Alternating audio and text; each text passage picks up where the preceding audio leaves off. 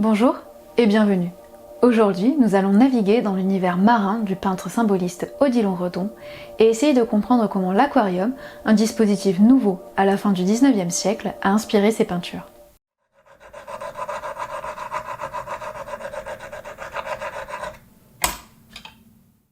L'aquarium, contrairement au vivarium plus ancien, est un dispositif qui naît au 19e siècle.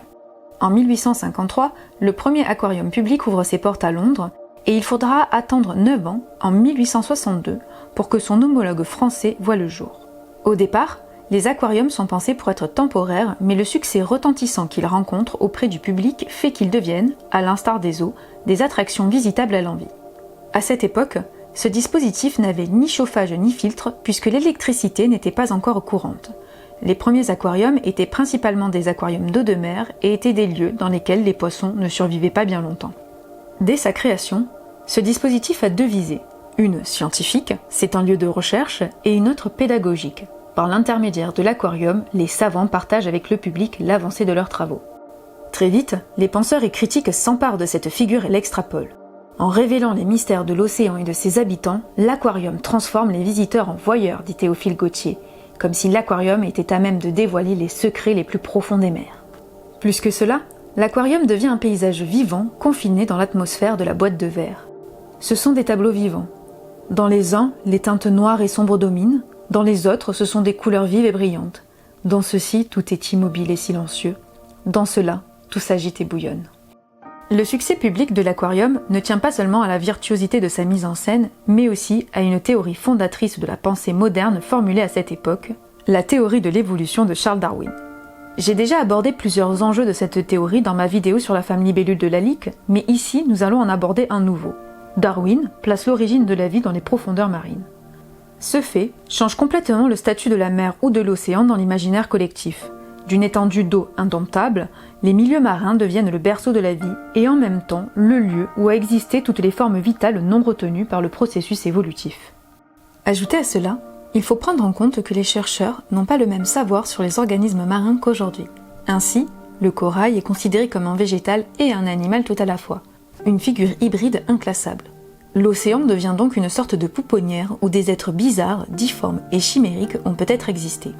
Toutes ces informations en tête, regardons maintenant de plus près l'étoile d'Odilon Redon. Odilon Redon est un peintre de la deuxième moitié du 19e et du début du 20e.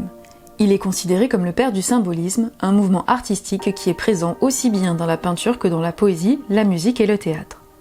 Souvent considéré comme le peintre du rêve et de l'inconscient, ses œuvres sont ambivalentes, tantôt inquiétantes, tantôt paisibles.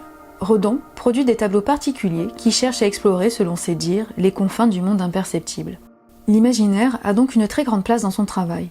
Très tôt dans sa carrière, il a cherché à s'affranchir de l'académisme pour se tourner vers l'expression de son monde mental.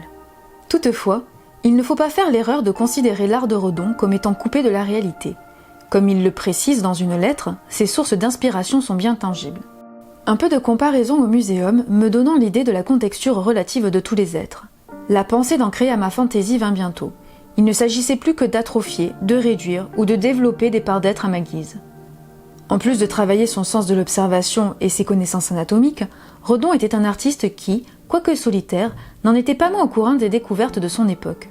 Pour grossir un peu le trait, on peut dire que Redon a eu deux sources d'inspiration majeures. Premièrement, les découvertes scientifiques.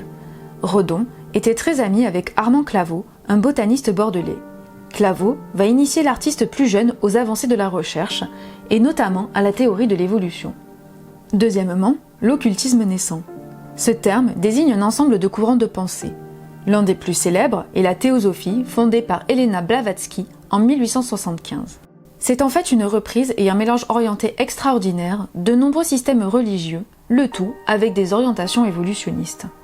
Ce qu'il faut bien prendre en compte pour comprendre le succès de l'ésotérisme au XIXe et d'idées qui nous semblent complètement farfelues aujourd'hui, c'est que pour l'homme de cette époque, ce qui était incompréhensible serait forcément expliqué par la science de demain. Dernier point, Redon a eu deux périodes dans son œuvre. Celle des Noirs, de 1870 à 1890, dans laquelle il produit principalement des fusains qui sont ensuite publiés sous forme de lithographie en recueil. Celle de la couleur, dans laquelle il explorera d'autres techniques telles que le pastel et l'huile. La particularité de Redon est qu'il a été très entier quand il a basculé dans l'utilisation de la couleur. Sa palette était éclatante et le noir a quasiment disparu de ses toiles. Passons maintenant aux représentations proprement dites des fonds marins par Odilon Redon. Je vais m'attarder plus précisément sur une toile, les hippocampes non datés, car elle me semble être suffisamment représentative de l'ensemble des œuvres peintes par l'artiste sur ce sujet. Tout d'abord, ce qui frappe, c'est la frontalité de la représentation. La profondeur de l'espace sous-marin n'y est pas représentée, et il semble se limiter à un plan unique dans lequel flottent des formes de vie étranges et hybrides, comme des poissons flottent dans un aquarium.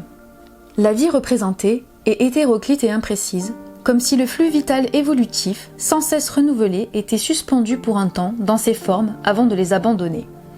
Et c'est précisément dans l'exposé de ces formes de vie hybrides que se trouve toute la subtilité de l'art de Redon. Les hippocampes, bien que stylisés, représentent clairement l'animal que nous connaissons. Par contre, la méduse à un œil qui se trouve à côté est clairement une forme de vie que nous ne pouvons pas identifier. Toutefois, comme elle se trouve à proximité des hippocampes, qui, pour le dire un peu grossièrement, sont crédibles, cette crédibilité semble s'étendre jusqu'à la méduse dans une sorte de suspension de notre esprit critique. Regarder une œuvre de Redon exige une suspension consentie de l'incrédulité. Cela veut dire que le temps que nous regardons ce pastel, nous adhérons au monde qu'il nous donne à voir, en suspendant notre scepticisme. Deuxième aspect qui me semble important à noter dans cette œuvre est la couleur de l'eau. Les différents bleus employés, rapprochés des ocres et des jaunes, renvoient clairement à l'eau traversée par les rayons du soleil, ou à l'eau dans la pénombre, et non à la couleur opaque des fonds marins. Cette clarté de l'eau nous permet encore une fois de mettre en regard cette œuvre et le dispositif de l'aquarium. Ainsi, Redon crée dans les hippocampes un monde flottant, changeant, étrange berceau possible de la vie, mais aussi berceau de ses chimères, et de sa volonté de montrer une réalité psychique qui lui est propre, directement puisée du mélange des choses vues et de l'imaginaire scientifique de son temps. J'en ai fini pour aujourd'hui. J'espère que vous avez passé un agréable moment à ma compagnie. Si c'est le cas, n'hésitez pas à partager, liker et commenter la vidéo, ça m'aide à gagner en visibilité. Je vous remercie de m'avoir écouté, prenez soin de vous et à bientôt!